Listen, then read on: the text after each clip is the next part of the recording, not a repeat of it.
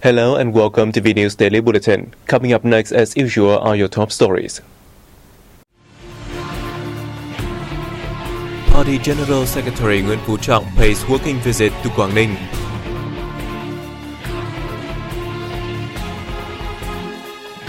Four corruption cases were brought to light in the first quarter of this year.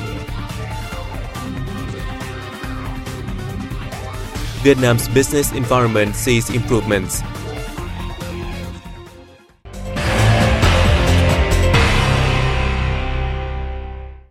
Party General Secretary Nguyen Phu Trọng is on a working visit to the northern province of Quảng Ninh. We joined the party leader to see how this trip is going. The Party General Secretary's visit aims to inspect the province's realization of the party resolution, its socio-economic performance, party building, and moves to ensure national defense and security. On April 14, he had a working session with the Quảng Ninh Provincial Party Committee officials. Nguyễn Văn Đọc, Secretary of the Provincial Party Committee, said in 2015 the province recorded an 11% economic growth, the highest in recent 4 years. Its competitiveness index ranks third nationally and first in the northern region. The General Secretary lauded Quảng Ning's achievements in ensuring political stability, national security, foreign affairs, as well as improving locals' welfare. He also asked the province to make more efforts to fulfill its assigned tasks.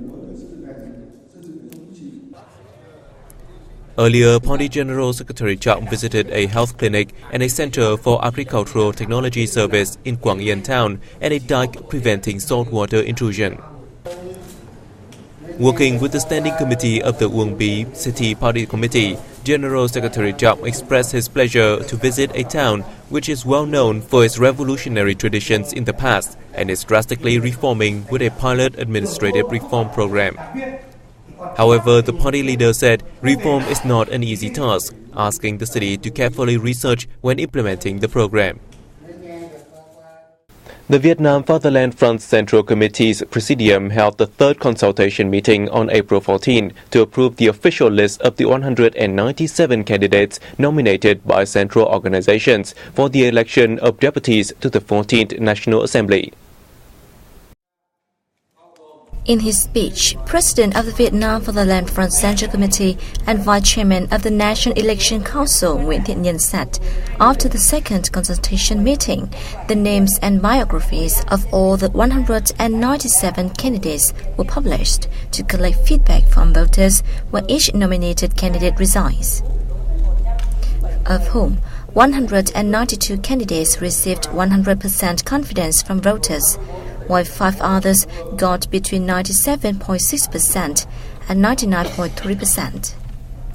Meanwhile, National Assembly Vice Chairwoman Tong Thị Phóng stressed the need to ensure transparency and equality among voters during meetings with them, adding that candidates should present their tasks and responsibilities if they win the election. Members of the National Election Council should pay attention to performing election-related inspections, to addressing any difficulties in election areas. After the third consultation meeting, agencies and organizations will organize meetings with voters for candidates to arrange electoral campaigns, which will begin when the official list of candidates is announced on April 27th and finish one day before the election day. The election of deputies to the 14th National Assembly will take place on May 22nd. The government inspectorate detected 4 corruption cases involving 6 persons with a $139,500 fraud in the first 3 months of this year. The agency told a press conference in Hanoi on April 14th that inspectors proposed administrative punishments on 3 individuals and penal punishments on 3 cases and 5 individuals. The government inspectorate discovered violations of economic laws involving over $1.04 billion and nearly 2,000 hectares of land in the period. The sector will increase surprise inspections to detect any violations especially examining the responsibility of heads of state-run management agencies in implementing the law on inspection, citizen reception, settlement of complaints, and counter-corruption in the second quarter of 2016. Another important task for the city is to increase the reception of citizens and effectively handle complaints and denunciations to serve the upcoming elections of deputies to the 14th tenure of the National Assembly and the People's Council at all levels. The Ministry of Foreign Affairs hosted a regular press briefing in Hanoi on April 14th. More details coming up next.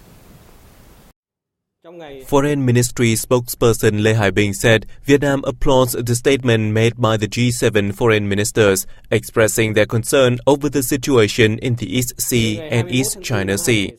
Vietnam applauds the joint statement by G7 foreign ministers on security, which advocates a common goal of ensuring maritime and aviation security, safety and freedom, sea security, and respecting international law, including the 1982 UN Convention on the Law of the Sea.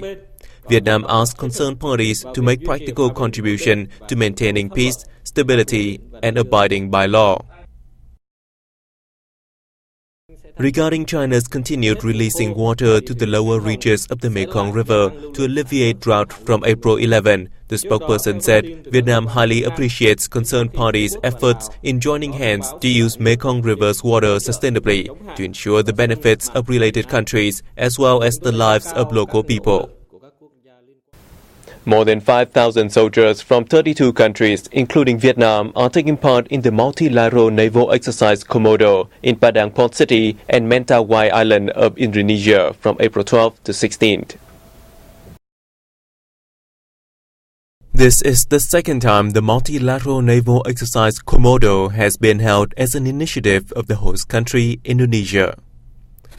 Right after the opening ceremony, an international fleet review was organized with the participation of 48 vessels of all kinds from 16 countries, including Hospital Ship 561 from Vietnam. This year's exercise focuses on maritime peacekeeping operations, humanitarian assistance, and natural disaster relief.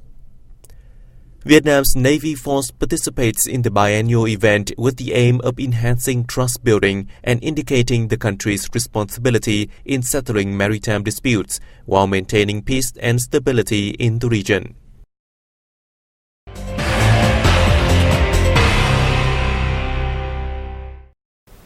Vietnam and the European Union have agreed that the timber legality assurance system of Vietnam will be applied for wood and wood products exported to the EU and also to other countries and in the domestic market. The two sides reached the agreement during their sixth negotiating session on the Voluntary Partnership Agreement on Forest Law Enforcement, Governance and Trade.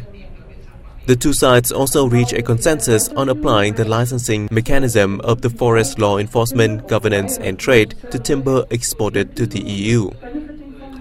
Vietnam and the EU entered into negotiations on the agreement in October 2010. All the licensed timber and timber products from Vietnam will be considered legal and as such not subject to the requirement of the EU timber regulation. The EU, which makes up about 1/4 of world consumption, is now the fourth largest importer of Vietnam's timber and wood products after the US, Japan and China. Vietnam's business environment saw improvements in 2015, while its GDP growth reached 6.68%, the highest level since 2011. These are the highlights of the latest Enterprise Annual Report freshly published by the Vietnam Chamber of Commerce and Industry.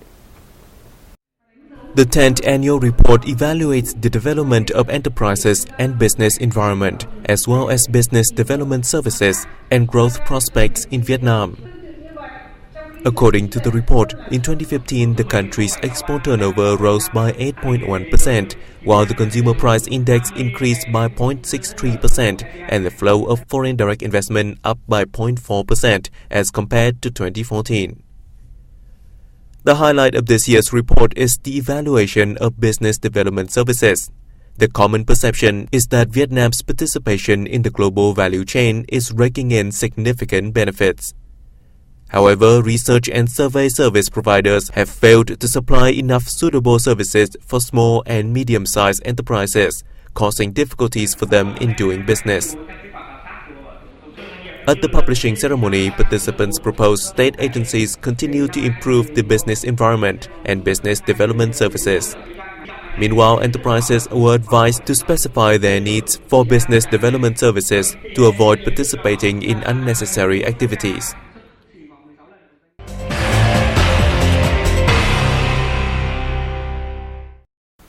Vietnam International Travel Mart 2016 has opened in Hanoi, attracting over 500 businesses from 25 countries and territories across the world. Themed Vietnam, the Paradise of Sea and Island Tourism, this year's event introduces to visitors thousands of the country's tourism products, particularly sea and island tourism. Travel agencies are expected to offer 15,000 promotion tours and 20,000 low-cost air tickets at the event.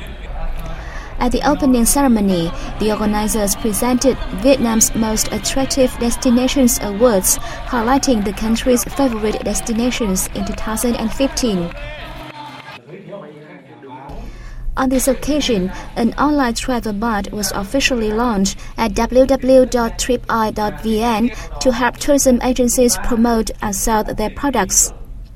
This is the only website in Vietnam that allows tourists to buy package tours, hotel stays, and airfares, as well as compare the price of different service suppliers. Thì người tiêu dùng rất là lợi, bởi vì không những họ chọn lựa tốt. Buyers will receive lots of benefits from the website.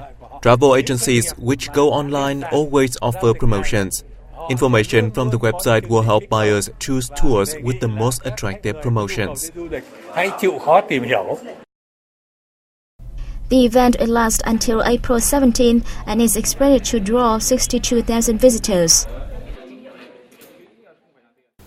More than 1 million international visitors have traveled to Hanoi since the outset of 2016, a 25% rise year-on-year, and the strongest growth recorded by the tourism sector in recent years.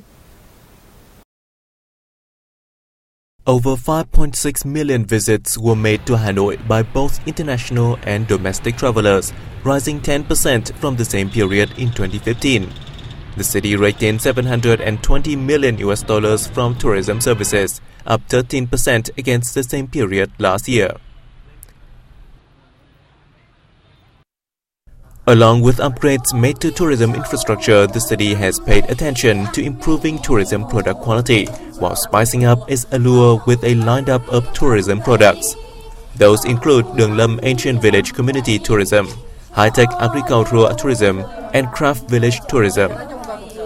Attracting investment for the tourism sector is also among the city's top priority.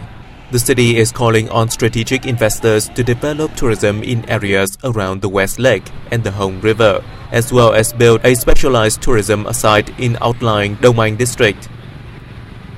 In a bid to elevate Hanoi's image in the eyes of international tourist friends, the city has renovated methods to popularize and promote tourism in key markets like China, France, the Republic of Korea, and the US.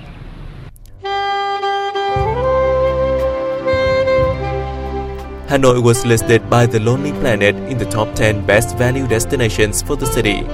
The city was also named among the top 5 best cities for low-budget vacations in 2015 by Dr. Prem, a renowned travel and tourism website.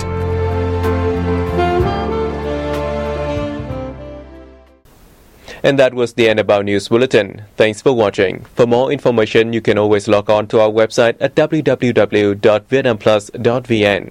We'll see you soon.